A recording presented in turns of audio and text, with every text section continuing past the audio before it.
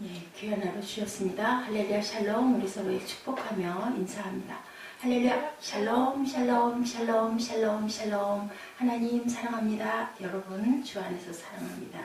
오늘 시편 69편 1절에서 36절 말씀을 함께 교독했는데요. 짧아서 짤막짤막해서 이거 69장 전체를 함께 교독했습니다. 세 단락으로 나뉘어 있어요. 고난의 때가 있죠. 1절에서 12절까지 고난의 때. 그리고 또한 그럼에도 불구하고 우리는 기도해야 된다. 13절에서 20절까지. 그리고 또 21절에서 36절까지는 또 그럼에도 불구하고 내부의 적들이 이렇게 삼키려고 달려들어 오는데 밥상에 풍성한 사람들의 이야기가 밥상이라는 것이 무엇인지 우리 한번 마음으로 깊이 묵상하고 느껴봅니다. 여기 1절에 보니까 하나님이 나를 구원하소서 물들이 내 영혼에까지 들어왔나이다. 우리들 물놀이 하다가 벼랑간에 수렁이나 늪 같은데 그렇게 푹 깊이 들어가는 그런 데가 있습니다. 여기도 여러분들 그 제주도 가보셨죠? 저도 그 전에 많이 가봤는데요. 제주도 성산 일출봉 근처에 있는 섬이에요. 제주도에 가시면 한번 꼭 들려보시기 바랍니다.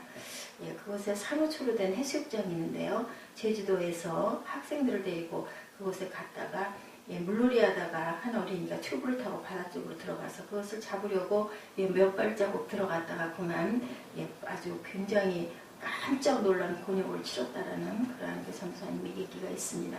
물이 코바로 앞에서 출렁거리고 다리는 바닥에 뜨다시피 그렇게 닿아서 별로 그렇지 않은 줄 알았는데 그 튜브를 놓친 아이가 있어서 그 아이 잡으러 갔다가 그러다 보니 어땠을까요? 그냥 순간 내가 죽는구나. 바다니까 그러지 않겠어요? 수영을 잘 못하는 사람은 정말 바다가 두려운 아주 무서운 존재. 순간 죽거든요.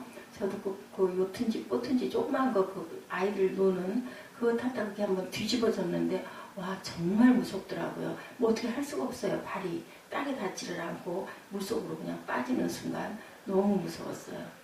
가슴이 그냥 쫄랑 내려앉죠. 1절에 보니 물들이 영혼까지 흘러들어왔다고 목까지 들어온 거죠. 이야기하고 있습니다. 얼마나 그 놀랐으면 내 영혼에까지 물들이 들어찼다고 이렇게 얘기하겠습니까? 다리가 땅에 닿지 않을 때 일단은 수영을 못하는 자신이 그러니까 무엇이든지 그래요. 그 부분에 자신 있는 사람들은 이렇게 놀라지 않는데 자신이 없는데 어떤 것이 확 닫혔을 때 너무너무 두렵고 떨리고 놀라죠. 그 생명의 위협이라는 거 죽음을 사실은 우리는 항상 같이 함께 가고 있는데도 불구하고 당연히 그냥 잘 살아갈 것으로 생각을 하다가 방비하지 않고 벼랑간에 이럴 때 엄청나게 놀랍니다. 현명하게도 시편 기자는 기도하고 있습니다. 얼마나 열심히 기도했는가. 부르짖음으로 3절 피곤하고 목이 마르고 하나님을 바라며 하나님을 보느라고 눈이 쇠할 정도로 열심히 기도했다고 이렇게 3절에 기록되어 있죠.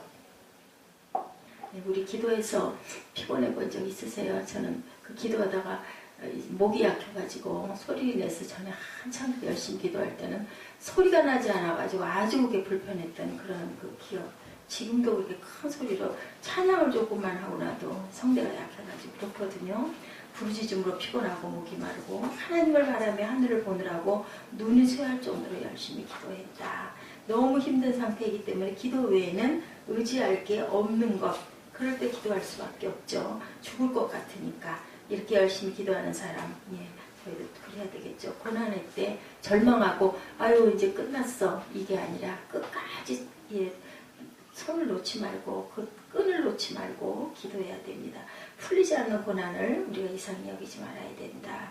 본문에 쭉 우리 같이 읽다 보니까 정말 죽겠는 상황인데도 점점 더 나빠지죠. 내가 금식하는 것까지 악한 사람들이 아주 비웃는 그런 내용들이 나오고 있습니다. 주의 집을 위하는 9절에 열성이 나를 삼키고 주를 비방하는 비방이 내게 미쳤나이다. 내가 주의 집을 위해서 열정을 내고 있는데 나를 삼켜요. 악한 것들이.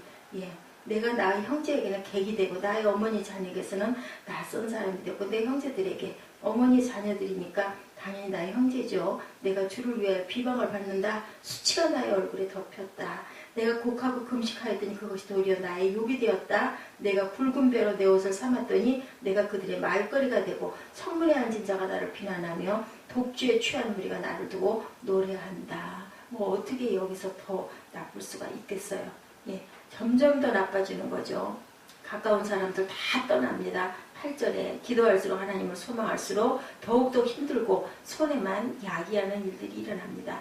나의 행위 눈물과 금식 10절 11절이 믿지 않는 자들의 조롱거리가 되고 어찌 이런 일이 하나님 있을 수 있을까요? 참 기가 막힌 거죠.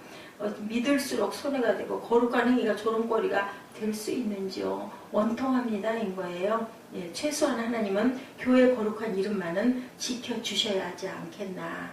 그렇습니다. 그런데도 이렇게 당할 때 결국은 시편 기자는 이 많은 고난을 그 많은 시편 속에서 다 그것을 입술로 고백하는 그런 역사가 지금까지 이렇게 내려오고 있죠. 3000여 년을 오고 있습니다.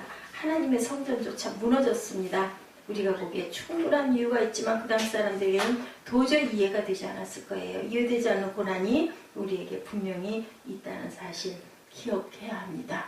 우리는 어떻게 억울하다, 어떻게 그럴 수가 있을 수 있다. 우리 다윗을 통해서 풀리지 않는 고난이 있을 때 우리는 그것 때문에 너무 심하게 좌절하지 말자. 너무 이상히 여기지 말자. 기도하되 풀리지 않는 고난에 대해서 우리는 결국 모든 것을 선하게 다스리는 하나님이 합력하여 선으로 만들어 주실 건데 우리 뭐만 하면 돼요? 오래 참고 견디고 기도하고 묵상하는 시간을 가져야 되겠죠. 잠잠히 하나님을 바라봐야 합니다. 믿음으로 받아들여야 합니다. 분명히 더 좋은 것으로 뭔가 내가 깨달아야 할 일들이 있으니까 이런 일이 일어날 거야. 이렇게 자포자기하지 말고 그럼에도 불구하고 13절부터이죠. 야훼여 나를 반기시는 때 내가 주께 기도하오니 하나님이여 많은 인자와 구원의 진리로 내게 응답하소서. 나를 수렁에서 건지사 빠지지 말게 하시고 나를 미워하는 자들에게와 깊은 물에서 나를 건지소서. 예, 우리가 허우적거릴 때 뭐 어떻게 뭐라도 잡으려고 허우적거리지만 결국은 내가 살고 죽고 내가 얼마만큼 살아있을 거고 이거 하나님이 아시는 거예요. 그렇지만 끝까지 우리가 생명을 포기하지 말아야 합니다. 일단 포기하는 것이 내가 그 3분의 2는 죽는 거라는 거죠. 우리 질병에 걸렸을 때도 같은 얘기를 하죠. 큰 물이 나를 휩쓸거나 깊음이 나를 삼키지 못하게 하시고 웅덩이가 내 위에 덮쳐 그것의 입을 닫지 못하게 하소서. 야훼여 주의 인자하심이 선하시오니 내게 응답하시고 주의 많은 긍휼에 따라 내게로 돌이키소서. 주의 얼굴을 주의 종에게서 숨기지 마소서. 내가 환난 중에 있사오니 속히 내게 응답하소서. 얼굴을 비추소서는 구하여 주시고 건져 주시고 응답해 주옵소서라는 뜻을 내포하고 있죠. 내 영혼에게 가까이 하사 구원하시며 내 원수로 말미암아 나를 속량하시고 주께서 나의 비방과 수치와 능욕을 아시니 나의 대적자들이 다 주님 앞에 있다. 그죠? 주 안에 주님이 다 모든 것들을 하실 수 있다라는 겁니다. 비방이 나의 마음을 상하게 하여 근심이 충만하니 불쌍히 여길 자를 바라나 없고 긍휼히 여길 자를 바라나 찾지 못하였다. 아무도 나를 돕거나 안쓰러워하는 사람이 없다. 이해할 수는 없는 고난입니다. 20절까지 보니 아무리 기도해도 응답되지 않고 또 거기에 더 얹어서 점점 저 고난은 조여오고 더 억울한 일만 생기죠. 그럼에도 불구하고 기도해야 한다. 기도하느라고 몸이 힘들고 목이 말랐다면 누워서라도 묵상으로라도 눈 감고라도 기도해야 되죠. 잠들기 직전까지 우리는 기도합니다.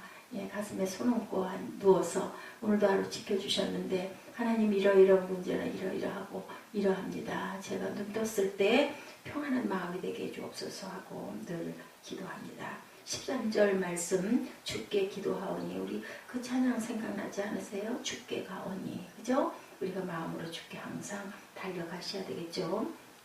내가 주께 기도하리니 야훼 연락하시는 때 구원해달라는 기도입니다. 하나님 이 기도가 하나님께 상달되고 들으시고 받으시고 구하여 주옵소서. 그 시와 때를 알면 좋은데 알지 못하는 게 문제이지만 하나님께서는 꼭 좋은 것으로 주실 줄 믿습니다. 우리는 그럼에도 불구하고 이렇게 기도해야 된다. 끝까지 기도하는 사람에게 승리는 있죠. 지치더라도 끝까지 기도하시고 포기하지 마시기 바랍니다. 죽을 때까지 하나님께 매달리면서 기도하면 다윗처럼 내 마음에 합한 자 그렇게 더할 수 없는 죄를 졌잖아요. 그죠?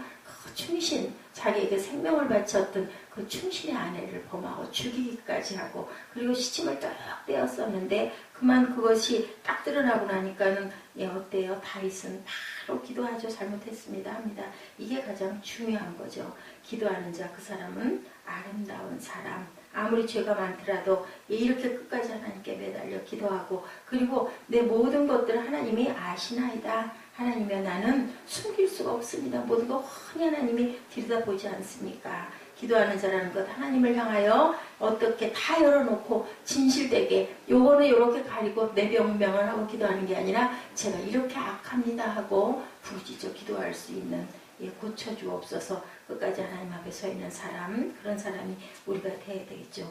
우리에게 하나님 아버지 되시는 기도의 대상이 계시다는 것, 얼마나 감사하고 얼마나 또한 기쁜 것인가를 우리가 항상 생각할 줄 알아야 된다.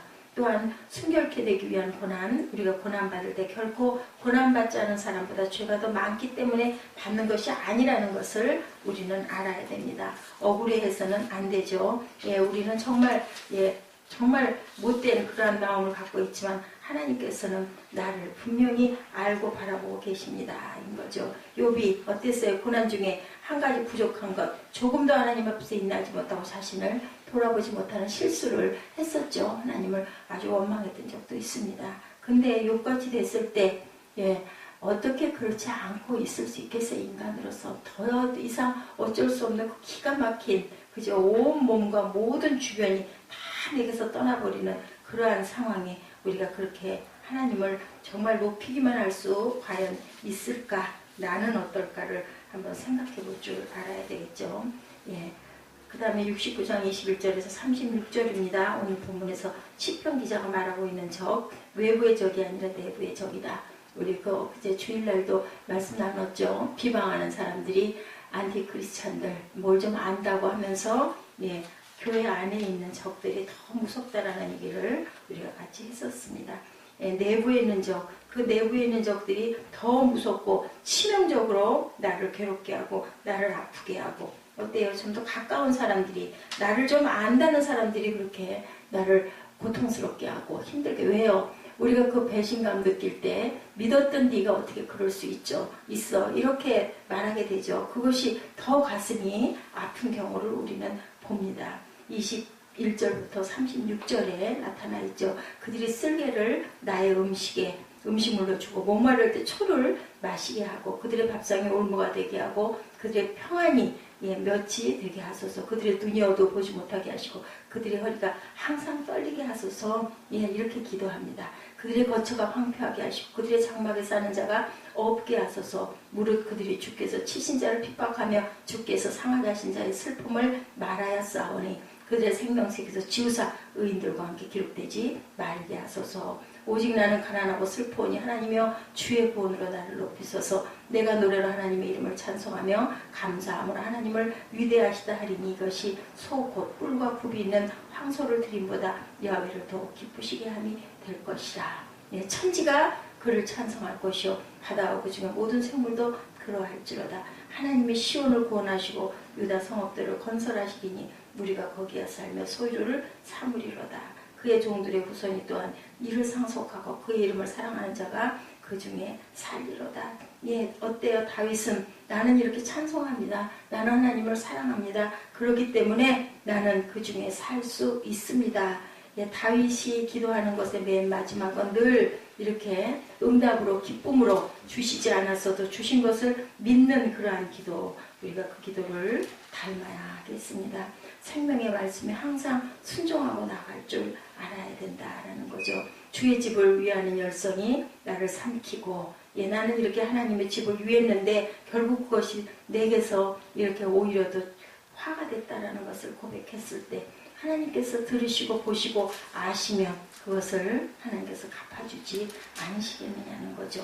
생명책에 이름이 기록되어 할지라도 범죄하면 그 이름이 지워주겠다라는 것을 여기 69장 28절에서 나타내고 있습니다. 그들의 생명책에서 지우사 의인들과 함께 기록되지 말게 하소서. 무서운 얘기죠. 그들의 죄악이 죄악을 더하사 주의 공의에 들어오지 못하게 하소서. 무릇 그들이 주께서 치신 자를 핍박하며 주께서 상하게 하신 자의 슬픔을 말하였사오니 오직 나는 가난하고 슬프오니 하나님의 주의 구원으로 나를 높이소서. 출애굽기 32장 33절입니다. 누구든지 내게 범죄하면 내가 내 책에서 그를 지워버리리라. 시편 69편 28절에 오늘 말씀에도 그들을 생명책에서 지우사 의인들과 함께 기록되지 말게 하소서. 계시록 3장 5절, 말라기 3장 16절, 야훼를 경외하는 자와 그 이름을 존중히 여기는 자를 위하여 야훼 앞에 있는 기념책에 기록하셨느니라.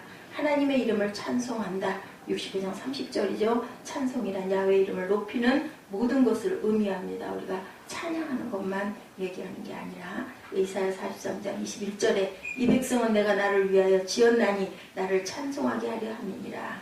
이사야 42장 8절에 나는 내 영광을 다른 자에게 내 찬송을 우상에게 주지 아니하리라고 이렇게 말씀하고 있어요.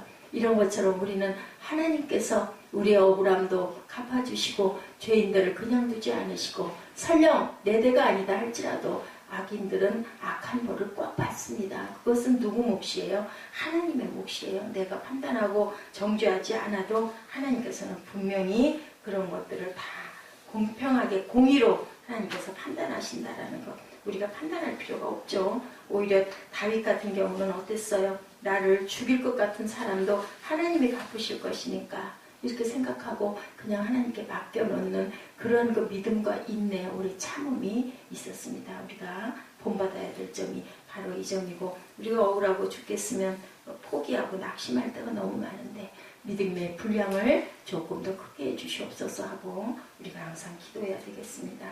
이렇게 내부에 적들이 있다 할지라도 우리가 그들을 위해서 기도하게 하나님께 구할 수는 있죠. 그렇지만 그들도 깨닫게 해주옵소서, 돌이킬 수 있게 해주옵소서, 하나님 건져주시옵소서 하고 우리가 긍휼히 여기는 마음으로 기도할 줄 알아야 되겠습니다. 우리에게는 늘 고난의 때가 있습니다. 그러할지라도 기도해야 되죠. 그리고 하나님께서는 밥상에 풍성하게 차려진 그러한 사람들, 나를 비방하고 나를 힘들게 한 내 주변에 있는 그러한 악을 행하는 그런 자들을 위해서 항상 기도할 줄 알아야 되고, 아버지께서 갚아주실 것을 믿고 구하고, 그리고 나는 내 자리에서 나의 최선을 다할 줄 알아야 된다. 중요한 건 사람과의 관계가 아니라 나와 하나님과의 관계다. 남이 어떻든 그저 베드로에게 그러죠. 네가 요한의 일을 왜 걱정해? 너나 잘해. 너나 따라와. 이렇게 말씀하시는 예수님의 말씀을 우리가 알죠. 그런 마음 가지고 오늘도 힘차게 하나님만 주만 바라볼지라 하시면서 주바라기를 하시면서 오늘도 승리하시기를 주 이름으로 축복합니다. 기도하시겠습니다.